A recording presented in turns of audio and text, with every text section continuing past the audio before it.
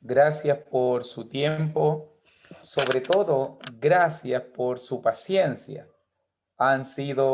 Hoy día va a ser ya la clase número 6 que hemos tenido en cuanto a este tema. Comenzamos tan pequeñitos, ¿se acuerdan?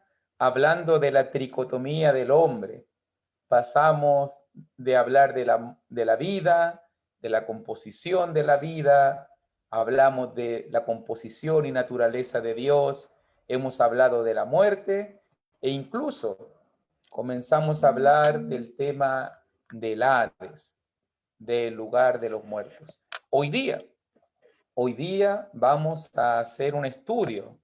Quiero que se prepare, quiero irme. Aquí vamos a comenzar hoy día. Voy a decirlo de esta manera. Hoy día sé cuándo comienzo, no sé cuándo terminemos, pero creo que va a ser muy bueno.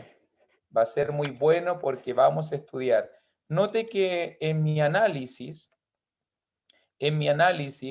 la palabra, la palabra Hades aparece en todo el Nuevo Testamento solo 11 veces. 11 veces si se tienen todas las consideraciones. La doctrina abunda. La doctrina abunda en muchos pasajes, pero son 11 veces las que directamente se hace a la palabra. Ahora, en el libro de Apocalipsis, hay de esas 11 veces, hay 3 directas. Hay 3 directas. Y hoy día vamos a estar estudiando algunas de ellas, pero la doctrina dentro de todo el simbolismo del libro de Apocalipsis es abundante. Es abundante. Así que vamos a comenzar el estudio del día de hoy. Como siempre lo digo, no lo sé todo y téngame paciencia. Estamos creciendo, estamos avanzando. Lo que le estoy compartiendo ahora es mi entendimiento hasta el momento. Espero seguir creciendo y avanzando y le animo a usted a seguir creciendo y avanzando en sus entendimientos y en su conocimiento y comprensión de esta doctrina tan importante. Recuerde nuestra limitación. Estamos hablando de cosas que no sabemos todavía. Sería diferente si hubiese sido Lázaro o si hubiese sido la hija de Jairo o alguno de los que resucitaron, que nos pudieran hablar de aquellas experiencias que vivieron cuando estuvieron en ambos mundos, en el mundo de los vivos como en el mundo de los muertos. Pero se lo dice un simple mortal que tiene limitaciones para entender, que no lo sabe todo, pero que trata de comprender la palabra.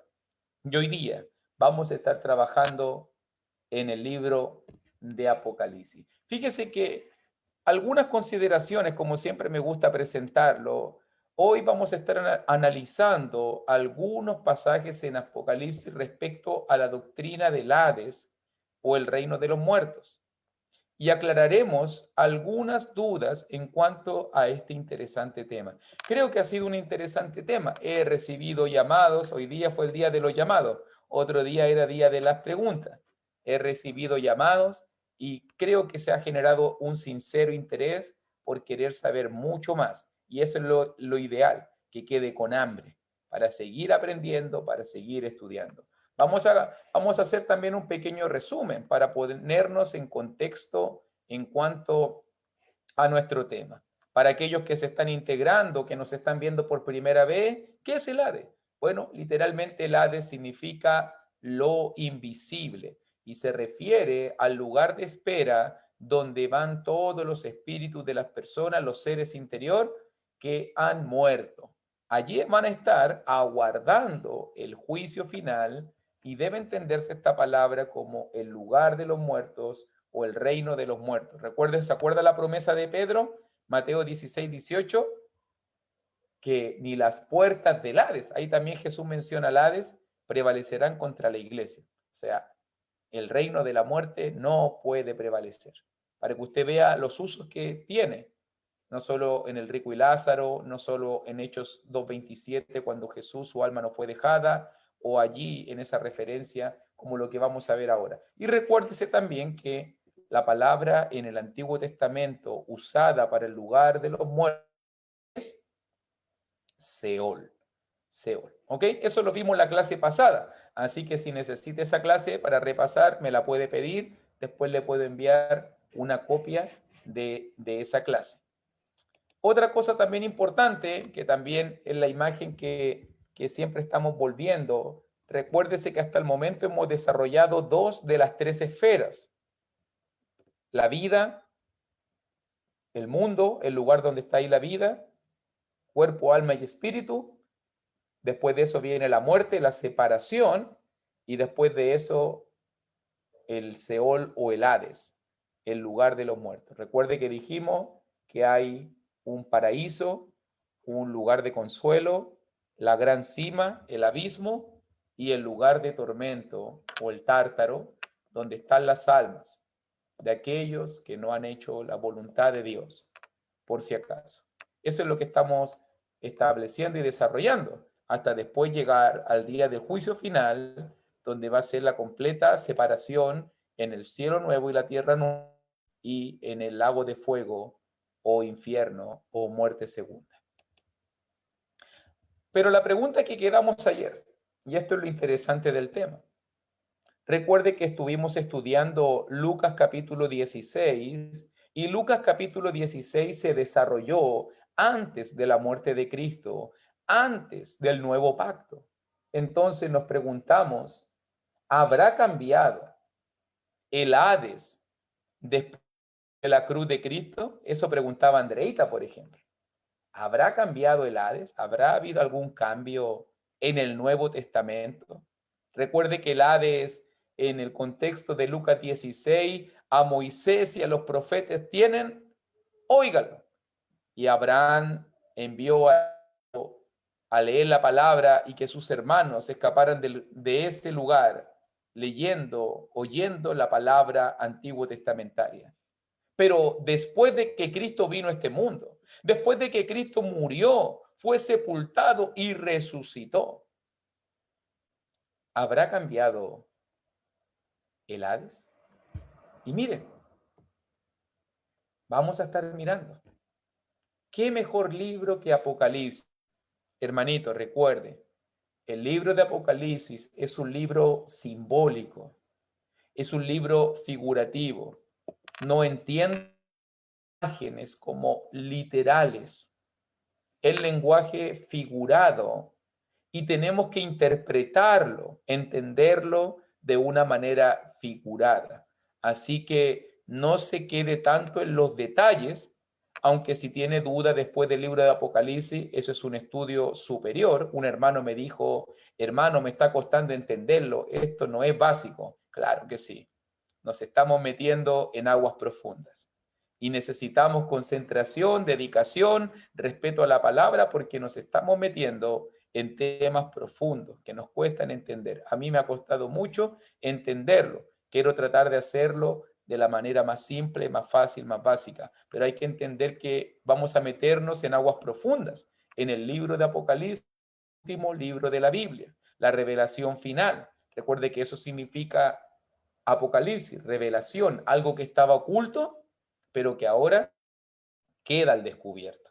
Y fíjese muy bien que la primera referencia que nosotros tenemos al Hades en el libro de Apocalipsis se encuentra allí en Apocalipsis capítulo 1, versículo 18. Allí vamos a comenzar hoy día. Apocalipsis capítulo 1, versículo 18. Búsquelo en su Biblia si quiere. Y dice la palabra allí en Apocalipsis capítulo 1, versículo 18, y el que vivo, palabras de Cristo, cuando se le aparece resucitado, el semejante como al Hijo del Hombre, cuando se le aparece a Juan en la isla de Patmos, ¿te acuerdas que él sintió una voz como de trompeta, miró hacia atrás y vio de repente los 7 candeleros de oro y vio un semejante al Hijo del Hombre, sus ojos como el fuego, una espada saliendo de su boca y toda esa visión maravillosa que cuando lo vio cayó como muerto a sus pies, dice versículo 17. Y en ese momento el Señor Jesús pone la mano, su diestra sobre su hombro y le dice, no temas.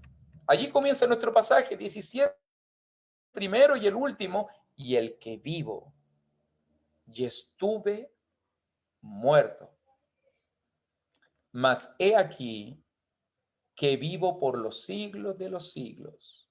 Amén. Y tengo las llaves de la muerte y del Hades. ¿Te das cuenta?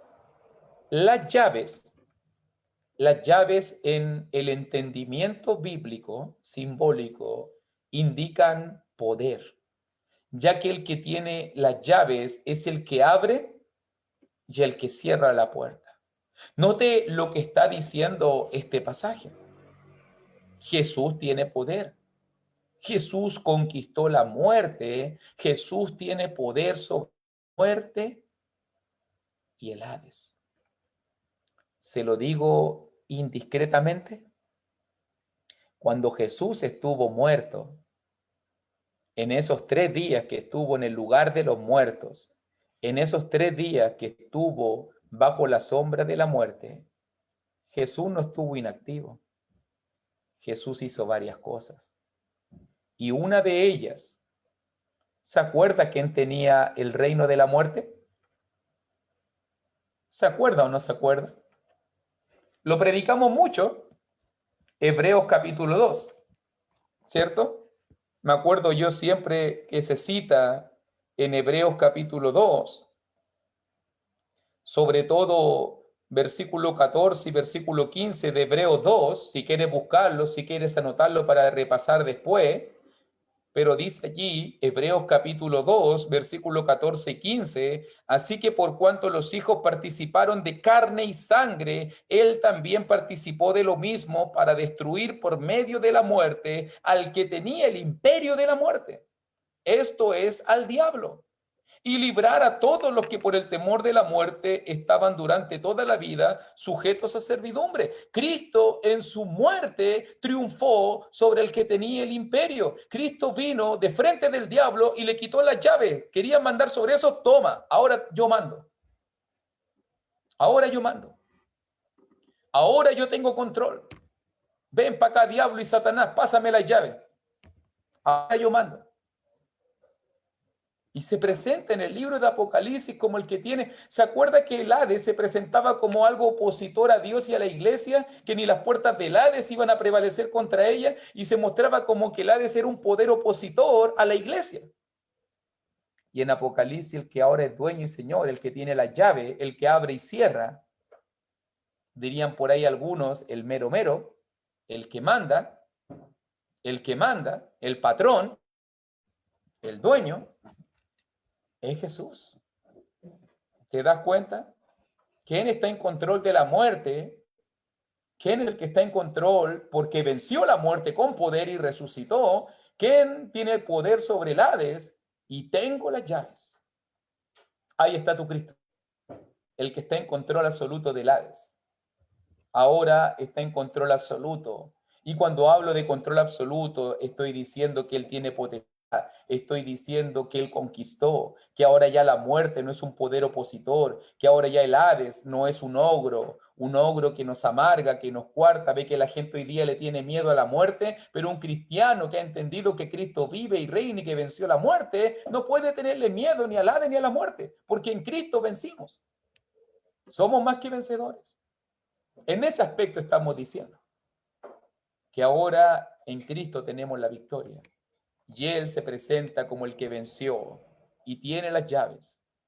Acuérdese que también dice Colosenses 2:15 que Él triunfó en la cruz, triunfando sobre los principados, sobre las potestades, sobre los demonios, sobre los espíritus, sobre todo, sobre el diablo. La palabra que usó ahí en Colosenses 2:15, triunfó, exponiéndolo públicamente. La cruz fue un triunfo. La cruz fue un triunfo. Y Jesús se presenta como triunfante y vencedor. Ya en el capítulo 1 de Apocalipsis, yo tengo el poder, yo tengo el control. Número 1. Segundo pasaje. Acompáñeme también ahora. Después de eso viene una sección de enseñanza donde se envían 7 cartas a las iglesias. Allí se escribe a Éfeso, Esmirna, Sardis, Tiatira y así las 7 iglesias.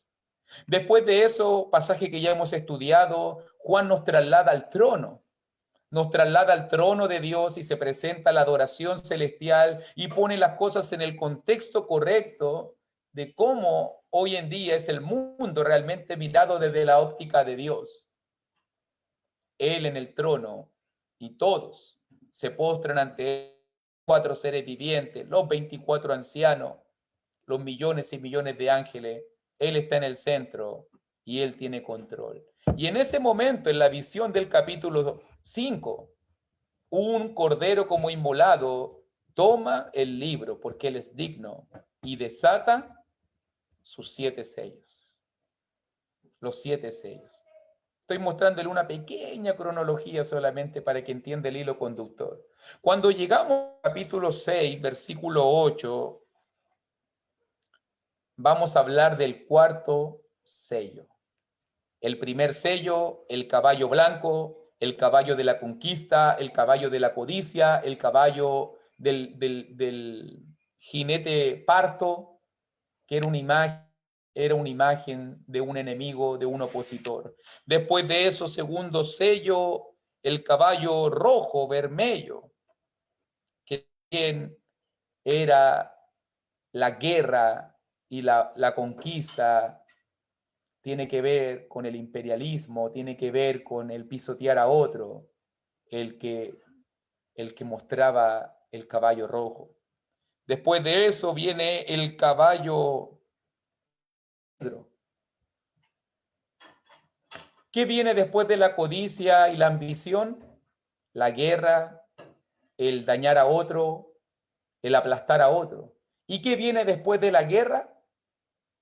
La escasez, la necesidad. Y el caballo negro simboliza la escasez y la necesidad. El caballo negro muestra en este caso la desolación que queda en los países y pueblos que han sido sumidos en la ambición, en la corrupción, en la avaricia. Y fíjese que cuando llegamos al 6:8, se ve el cuarto sello y aparece el último jinete de los 4. El primero como la codicia y la avaricia, el segundo como la guerra, la devastación, el tercero como la necesidad, la hambruna, y el cuarto, ¿qué viene después de todo? Diría yo. Miré y aquí un caballo amarillo, y el que lo montaba tenía por nombre Muerte. Y el Hades le seguía. La muerte los atacaba y el Hades los consumía. Y le fue dada potestad sobre la cuarta parte de la tierra para matar con espada, con hambre, con mortandad y con la fiera de la tierra. Recuerde que en la visión de los 7 sellos, Jesús está advirtiendo a su iglesia para que se preparen. Estos 4 jinetes que han corrido y que están corriendo y que van a seguir corriendo para advertirnos de las calamidades que van a suceder en un mundo corrompido por el pecado. En un mundo corrompido por el pecado. Sobre todo en ese tiempo, el primer siglo, con Domiciano creyéndose Dios, imponiendo que se le adore como Dios, matando a los cristianos y persiguiendo, la iglesia necesitaba un mensaje alentador, la iglesia necesitaba ánimo. Dios está con nosotros y nos va a sacar adelante en medio de la persecución. Pero nota que el cuarto jinete es la muerte, y fíjese que tiene que estar pensando obviamente en la muerte física, en este caso en la muerte violenta, y no obviamente que tiene que ver con el sepulcro, y el Hades tiene que ver con lo que sucede en el mundo espiritual. Ahí están estos 2 amigos que van a aparecer juntos por todo el Apocalipsis, la muerte y el Hades. Uno quita la vida física, el otro alberga la vida espiritual. Allí está. Nuevamente aparece seguido de la muerte. Por si acaso, esta es una implicación inmediata de que después de la muerte, ¿qué es lo que sigue? El Hades, ¿cierto? Después de la muerte. Por eso es que son un dúo, el dúo dinámico.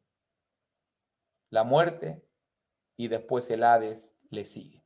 ¿Cómo va a pasar con nosotros si no viene Cristo antes? Vamos a morir y después vamos a llegar al mundo de los espíritus, al mundo de los muertos. Pero fíjese que pasando del cuarto sello, viene el quinto. Viene el quinto sello. Ahí está el Cordero, como inmolado, tomando el libro. Ha sacado 4 sellos. Recuerde lo que ha venido sobre la iglesia. La conquista, la avaricia, caballo blanco, caballo rojo, la guerra, caballo negro, la necesidad, la hambruna, la enfermedad, eso como la carne putrefacta. Y después viene el caballo amarillo, de cuerpos descompuestos, la muerte y el Hades. Estos 4 jinetes dejaron una estela de destrucción. Y mira que cuando se presenta ahora el quinto sello para advertir a la iglesia, él está abriendo, recuerda que los sellos sirven para descubrir algo que estaba oculto. Dice, cuando abrió el quinto sello, vi bajo el altar y somos trasladados de la imagen de los 4 jinetes, ahora un altar donde están las almas, el ser interior. Recuerde que en la mente de Juan está pensando en el ser interior, está hablando de dualidad y no de tricotomía, está hablando de dualidad, está hablando del ser interior, de los que habían sido muertos por causa de la palabra de Dios y por el testimonio que tenían. Pasó la muerte y el Hades por ahí, y lo que quedó fue una estela de muerte y destrucción. Y muchos hermanos murieron por causa de la persecución, por causa de la palabra de Dios. ¿Dónde estaban ellos? Bajo el altar. Nótalo bien, bajo el altar. ¿Qué hacían ellos? Y clamaban a gran voz diciendo, se comunican, hablan. ¿Hasta cuándo, Señor santo y verdadero? Mira lo que piden. No juzgas y vengan nuestra sangre en los que moran en la tierra. Ellos no están en la tierra, lo están diciendo ellos mismos. Pero ellos saben que hay una destrucción, que la muerte y el Hades se está acabando a muchos, que muchos están muriendo por causa de la palabra de Dios. La palabra muerto ahí en el versículo 9 es una palabra violenta, los decapitados, los que le cortaron la cabeza por Cristo, por la palabra de Dios. Es la palabra que describe una muerte violenta. Y ellos están pidiendo justicia a Dios. Están allí bajo el altar. Quédese con esas imágenes. Juan nos está presentando imágenes, simbolismo. Ya vamos a interpretarlos, pero nota la imagen. Hay un altar, está el trono de Dios porque está el altar. En la imagen que se presenta en capítulo 4 y 5 nos muestra muy bien el lugar. Está el trono en el centro de todo, están los 24 tronos alrededor, están los 4 seres vivientes, está el altar de bronce, está el mar de cristal, y ahí abajo del altar hay una multitud que está clamando y pidiendo justicia. Y a esta multitud se le dieron vestiduras blancas y se les dijo que descansasen todavía un poco de tiempo. ¿Qué iban a hacer ellos? Descansar. ¿Cómo se les vistió a ellos? Con vestiduras blancas, las vestiduras de justicia. Hasta que se completara el número de sus consiervos, todavía falta que mueran más. Qué tranquilizador, ¿cierto? Todavía queda un poco más de la persecución. Preguntas, miren. Y lo quise buscar como imagen. Ahí está el altar, las almas de los mártires, de aquellos que dieron su vida por Cristo. ¿Qué conclusiones podemos sacar del quinto sello? ¿Quiénes eran ellos? Eran almas que habían sufrido el martirio, cristianos que sufrieron el martirio por la persecución con Domiciano. ¿Dónde estaban? Bajo el altar. O sea, dicho de otra manera, delante de la presencia de Dios. ¿Cómo sé yo que estaban delante de la presencia de Dios? Porque estaban hablando con Dios, porque le estaban pidiendo a Dios, porque le estaban diciendo, Señor, ¿hasta cuándo no vengas y juzgas nuestra sangre? Señor, danos justicia. Estaban comunicándose con Dios, estaban hablando con Dios, estaban delante del Señor. Estaban delante del Señor. ¿Qué hacían? Clamaban y se comunicaban con Dios. Pedían justicia. O sea, estaban conscientes. Estaban conscientes de su situación, estaban conscientes de la situación de sus hermanos. Pregunta importante. ¿Había venido el juicio final? No, todavía no está hablando de una imagen de juicio. No, estaban esperando. Se les dijo que descansasen y que esperaran. Entonces, ¿cuál era su condición? Se les dio descanso y consuelo, vestiduras blancas, esperando que el número de los mártires se completara. Entonces, la pregunta trascendental, si no había, si ya estaban muertos y habían muerto por el martirio, por Domiciano, ¿dónde estaban ellos entonces? En el Hades. En el Hades. En el lugar de los muertos. ¿Se da cuenta que está hablando de Hades? Ahí está, delante de la presencia de Dios, comunicándose con Dios en el lugar de consuelo, en el lugar de victoria, clamando y pidiendo justicia, porque en ese momento se estaba viviendo el periodo de la gran tribulación, donde el emperador Domiciano, donde muchos emperadores persiguieron hasta el punto de casi destruir, querían acabar con la iglesia del Señor, pero no pudieron, ¿Te fijas muy bien? Cuarto sello, se nos presentan los enemigos, la muerte y el Hades. Quinto sello, la consecuencia del cuarto. Muchos murieron por causa de la palabra de Dios. ¿Dónde estaban? Bajo el altar. ¿Qué estaban haciendo?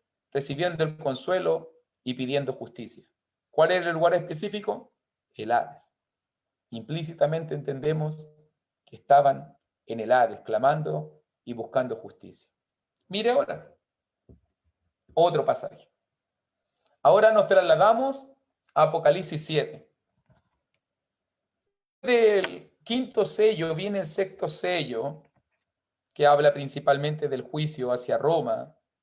Y antes, entre el sexto y el séptimo sello, que el séptimo sello va a ser en capítulo 8, los sellos se usaban para descubrir contenido, en medio de eso hay un interludio, donde Dios quiere mostrarnos ciertas cosas. Por ejemplo, los primeros versículos del capítulo 7 nos va a hablar de los 144.000, que se refiere al número de los salvos de la tierra que tenían la protección, el sello de Dios.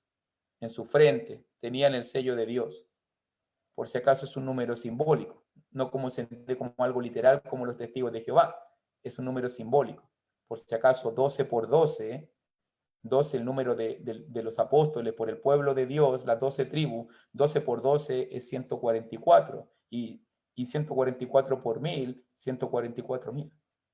Ese es el número. O sea que está hablando de la totalidad del pueblo de Dios, que ha sido sellado y que está en la tierra en los 4 puntos cardinales. Estoy explicándole un poquito para que vaya entendiendo, no quiero que quede en el aire solamente. Pero después de eso, llegamos al versículo 9. Y note que desde la tierra, versículo 1 al 8, los 144.000 sellados. ¿Por qué te digo la tierra? Porque versículo 1 dice los ángulos de la tierra, los 4 vientos de la tierra, que no soplase viento alguno sobre la tierra, el énfasis, versículo 2, el poder de hacer daño sobre la tierra, versículo 3, no hagáis daño a la tierra. Y si usted se fija, el énfasis en los primeros 8 versículos tiene que ver con la tierra. Los 144.000 está hablando de la protección que Dios le daba a aquellos de sus hijos que estaban en la tierra en los tiempos de la gran persecución, en los tiempos de la gran tribulación. Ese era el sello. Pero cuando llegamos a versículo 9, ahora cambia. Ya no son 144.000. En la tierra eran simbolizados por 144.000.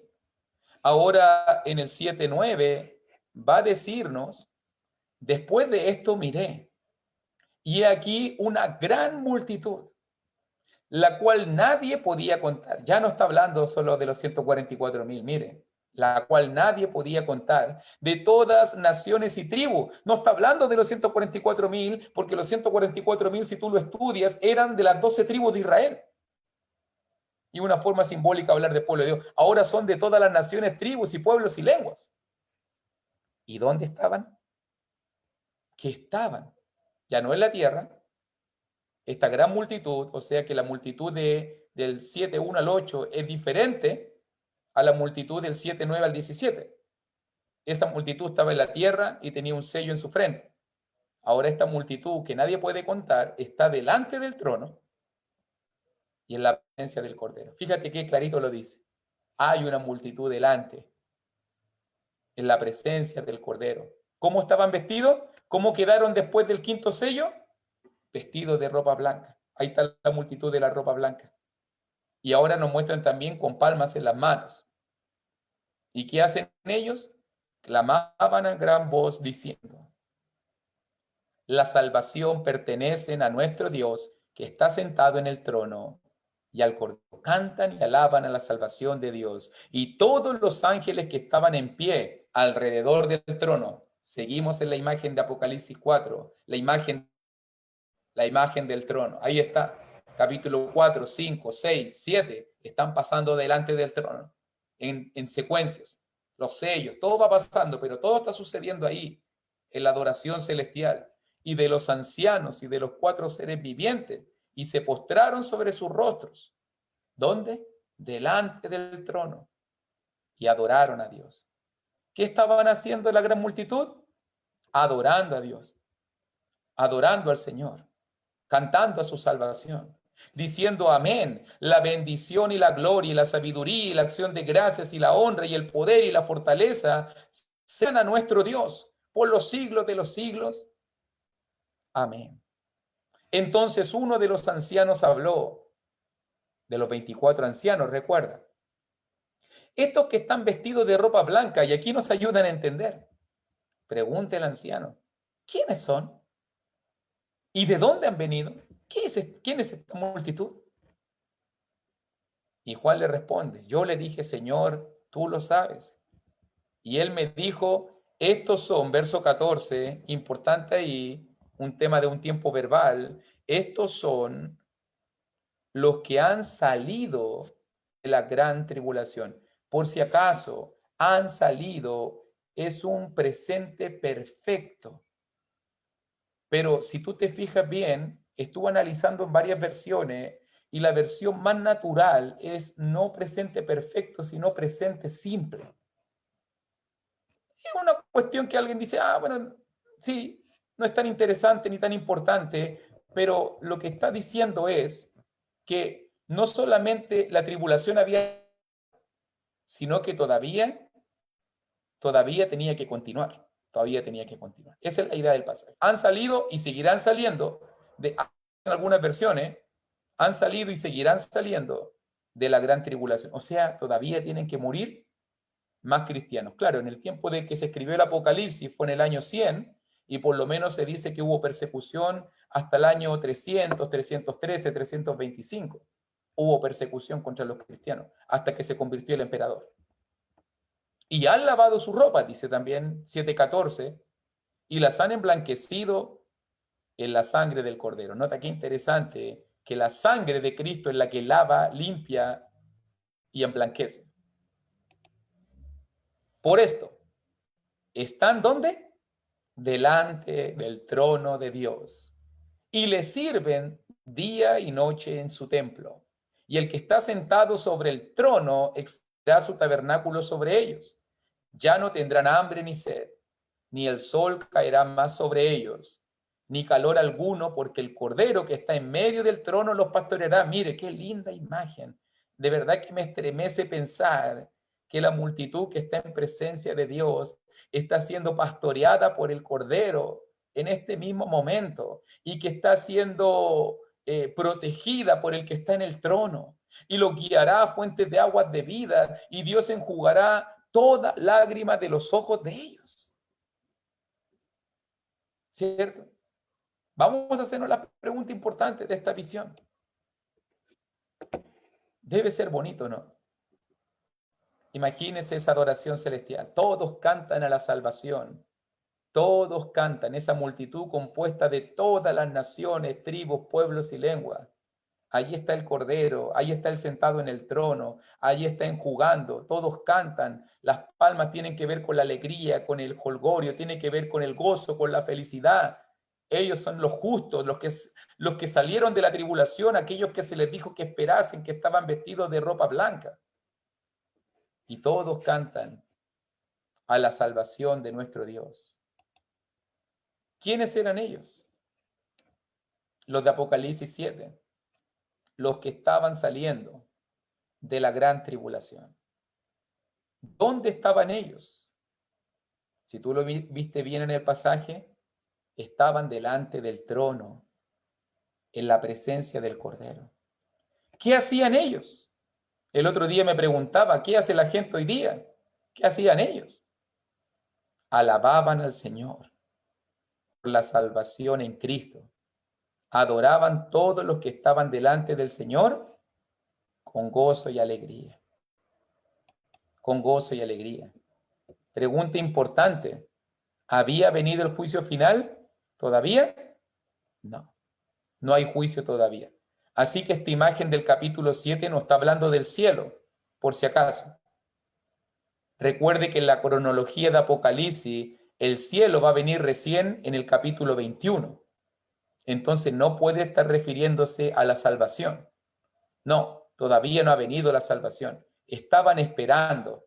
Todavía existía el tiempo incluso, porque ellos servían de día y de noche. Recuerde que en la eternidad no existe ni día ni noche. Esas cosas son medidas temporales en lo corruptible, en lo material. Pero cuando estemos en el día final, hay referencias ahí, por ejemplo, en 22:5, para que usted entienda la diferencia. Los del 7:15 había día y noche en esa multitud, pero los del 22:5, mira, también se habla de, aquí ya es un término de salvación, no habrá allí más noche, y no tienen necesidad de luz de lámpara ni de luz de sol. Dios es el Señor, Dios es el Señor, los iluminará y reinarán por los siglos de los siglos. En la salvación no hay día ni noche. Apocalipsis 22:5. Pero aquí sí hay día y noche. O sea, todavía están mientras el tiempo existe. ¿Cuál era su condición? Se les dio descanso y consuelo, gozando en la presencia del Cordero, pero más importante aún, ¿dónde estaban? En el Hades. ¿Te das? La visión del capítulo 7 nos presenta también esta multitud. Nos está mostrando. ¿Qué están haciendo ellos? Es maravilloso, hermanito, entenderlo. En este mismo momento que tú estás reunido conmigo, en este mismo momento hay un tremendo culto de adoración. En este mismo momento se está alabando eternamente y para siempre. En este mismo momento hay una multitud de vestiduras blancas. En este mismo momento están cantando a la salvación de Dios. Por eso es que digo yo, y respondía en otro estudio, que no tienen tiempo de pensar en los problemas, no tienen tiempo de pensar en lo que quedó atrás. En este momento están mirando al Cordero, en este mismo momento están mirando el trono, en este mismo momento están siendo enjugados, consolados, en este mismo momento están alabando al Señor. Yo le digo a los hermanos, hermano, el culto ya comenzó. El culto ya comenzó. Y cada domingo y cada día de reunión y cada día de adoración, la iglesia es invitada a pasar de la esfera de lo terrenal a unirse a ese culto continuo, a ese servicio continuo. Y después volvimos a bajar a nuestra carnalidad, a nuestra humanidad. Pero mira la invitación, mira el simbolismo de lo que está diciendo. O sea que cada vez que te invitamos, cada vez que te decimos, hermano, congréguese, hermano, vaya al culto, hermano, alabe, hermano, venga con la mejor actitud, hermano, venga de una manera pura, limpia y santa, es para que te unas al culto que se está vibrando ahora mismo. Ese culto que se está teniendo ahora mismo en la presencia del Señor, con aquellos que están gozándose en el Hades por la salvación en Cristo que va a ser revelada. Ellos vieron al Cristo que llegó resucitado. Ellos tienen que haber visto cómo el Padre le entregó el reino. Ellos tienen que haber visto cómo la salvación, cómo el enemigo fue conquistado, cómo él tiene la llave y el poder de la muerte y el Hades. Ellos están cantando a la gloria de Dios. Ellos ya están gozándose de la salvación de Dios. No porque la están experimentando todavía, es porque la están viendo en el Cristo que está ahí frente a ellos. Ahora entiendes por qué Pablo dice estar con Cristo es muchísimo mejor. Pablo quiere irse al culto. Déjenme tranquilo, no quiero predicar más. Quiero irme al culto. No quiero estar presente al cuerpo, quiero estar presente al Señor. Pablo quiere irse para allá. Y tanto que hacemos nosotros por evitar no querer morir. Y no te das cuenta que en este mismo momento se está viviendo lo más maravilloso, en la presencia del Cordero. No con eso te estoy diciendo que tienes que morir o que tienes que tener deseo de morir. Pero no va a ser lindo ese momento. Cuando pases de la esfera de lo terrenal, enfocado en tus deudas, en tus necesidades, en tus enfermedades, en tus problemas, en tus dolores, en tus sufrimientos. ¿No va a ser maravilloso ese día cuando cierres tus ojitos y de repente te digan, te estábamos esperando, comenzamos sin ti, pero mira quién estamos alabando, mira quién estamos glorificando? Y allí va a estar el Cordero al que tanto seguiste, por el que tanto te sacrificaste. Allí va a estar el Dios el Padre. Hijo, te estábamos esperando. Venga a gozarse de esta salvación. Venga a gozarse de esta salvación. ¿Lo vamos entendiendo, mis hermanos? Qué maravilloso va a ser. Qué maravilloso va a ser. Incluso fíjese, para que vamos terminando, ya entendiendo esta imagen, avanzan los capítulos. Recuerde que sus preguntas van a estar al final. Avanzamos al capítulo 14 y nuevamente aparece una multitud. Y dice allí en Apocalipsis capítulo 14, pasan los 7 sellos. Después de eso vienen las trompetas. Las trompetas son anuncios. Los sellos descubren contenido. Recuerde que en Apocalipsis va de 7 en 7. 7 sellos, 7 trompetas, 7 copas de ira. Primero, Dios lo muestra, saca el sello. Después de eso, Dios lo advierte, las trompetas. Y al final, Dios lo derrama. El juicio viene sobre la nación perseguidora de la iglesia.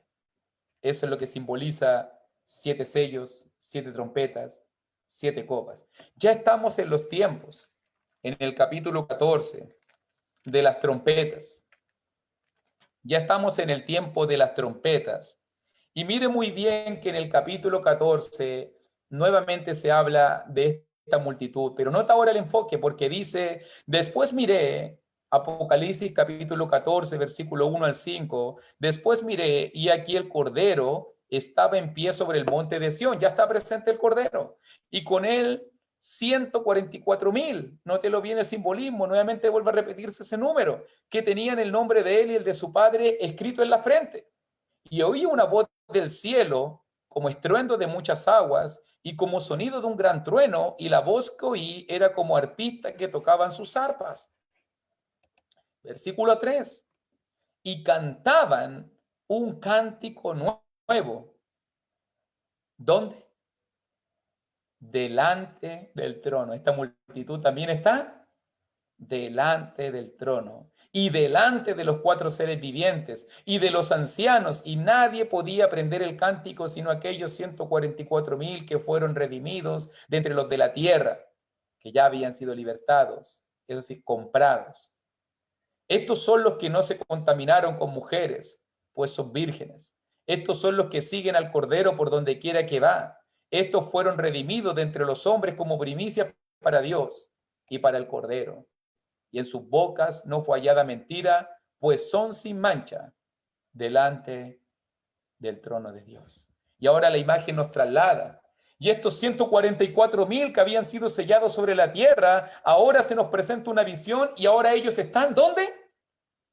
En la presencia de Dios. Recuerde que el número es simbólico, nada más. Es simbolismo puro. Y tiene que ver con la totalidad del pueblo de Dios, por si acaso. Con la totalidad del pueblo de Dios, antiguo pacto y nuevo pacto. 2 apóstoles por 1,000, el número del todo. Está hablando de la totalidad del pueblo de Dios. Eso significa en numerología judía. Entonces, saquemos conclusiones. Esos 144.000 sellados que cantaban el cántico nuevo, esos 144.000 sellados que fueron redimidos dentro de la tierra, que cantaban al Cordero, que estaban delante del trono de Dios, que tenían el sello escrito en su frente, que eran primicias para Dios y para el Cordero. ¿Quiénes son? Los 144.000 que fueron redimidos de los de la tierra. O sea, es una referencia nuevamente simbólica al pueblo de Dios. ¿Te fijas? Ahora Juan usa otra imagen. ¿Dónde estaban ellos? Estaban delante del trono, en la presencia del Cordero. ¿Qué hacían? Alababan al Señor con un cántico nuevo. Siguen al Señor, también dice el texto, donde quiera que va, y son sin mancha delante de Dios. ¿Había venido el juicio final? Todavía no. Estaban esperando. El juicio recién viene en capítulo 20. Todavía faltan 6 capítulos. Capítulo 20, versículo 11 al 15. Allí llega el juicio final. ¿Cuál era su condición? Fueron sellados y redimidos por el Señor y estaban esperando el juicio final. Entonces, por todas estas respuestas, ¿dónde estaban? Nuevamente, por implicancia, entendemos que si estaban delante del Cordero, si estaban delante del trono, si estaban alabando a Dios, si estaban cantando el cántico nuevo, estaban en el lugar de los muertos, estaban en el Hades. ¿Te fijas? Está hablando, por si acaso, de la misma multitud. Las almas bajo el altar, la misma multitud. Los espíritus que estaban delante del trono cantando y alabando en capítulo 7, la misma multitud. Los del capítulo 14, la misma multitud. Lo único que Juan usa, distinto símbolo, pero está hablando de la misma multitud, de los que habían sido muertos, de los que estaban saliendo de la persecución, de los que habían sido fieles. Recuerde que está usando el lenguaje simbólico para mostrarnos una gran verdad. ¿Qué nos está mostrando? Lo que estaban haciendo los que estaban en el Hades, lo que estaban haciendo los que estaban en ese momento en el lugar de los muertos. ¿Qué estaban haciendo? Cantando, alabando, siendo consolados, esperando, siendo sellados y redimidos, cantando el cántico nuevo, esperando el juicio final que va a llegar en capítulo 20. Pero eso lo vamos a ver mañana. Pero quiero dejarte hasta aquí. Capítulo 14. Ya nos ha presentado 3 imágenes mayores en cuanto a qué está sucediendo en estos momentos en el mundo espiritual. Solo espero que haya sido de ánimo para darte cuenta de que Dios es fiel a sus promesas y que si en este momento, como se lo prometió al ladrón, de cierto te digo que hoy estarás conmigo en el paraíso. Si Pablo anhelaba tanto estar en el paraíso, todos aquellos que han sido fieles a Dios ya están disfrutando el gozo y el consuelo de Dios. En espíritu, todavía no en cuerpo, alma y espíritu. No es completo, no es total, no es eterno, pero ya están disfrutando. Tienen atisbos, tienen pincelada, tienen en este caso algo parcial, pero es glorioso y es maravilloso lo que se está viviendo en este momento en el reino de los muertos. Así que, mis queridos hermanos, me quiero ir lentito, me quiero ir siempre pausadamente, mostrándole estas visiones. Espero que se haya entendido. Siempre mi intención es que se entienda, que sea simple, que sea fácil de comprender. Y la idea es que nos animemos, porque en este momento, en el reino de los muertos, en este momento en la presencia de Dios, hay un culto tremendo, tremendo. Y que somos llamados, si Cristo no viene antes, vamos a verlo. Y vamos a darnos cuenta que valió la pena ser cristiano. Valió la pena sufrir y esforzarse. ¿Por qué? Porque el premio es real. ¿Por qué? Porque nos aguarda una salvación maravillosa, las moradas eternas. Y porque algunos hermanitos, tal vez tú te acuerdas de muchos en este momento, o de varios, ya nos están esperando. Yo me acuerdo de varios que deben estar allí esperando, alabando y cantando a Dios. Ellos no están inertes, ellos no están durmiendo. No, ahí está mi Cristo y están alabándolo y glorificándolo como lo hacían en esta vida. Por eso yo le digo a los jóvenes, si a ti te da aburrimiento el culto, si tú te aburres en la adoración, en el servicio, ¿qué vas a ir a hacer al cielo?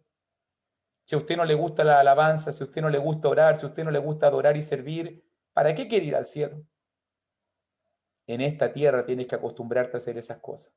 En esta tierra tienes que gozarte por eso. Porque cuando estés allá, ya no va a haber tiempo para pensar. Es todo o nada. Por eso hay que acostumbrarse en esta vida. Que Dios te bendiga y muchas gracias por esta oportunidad.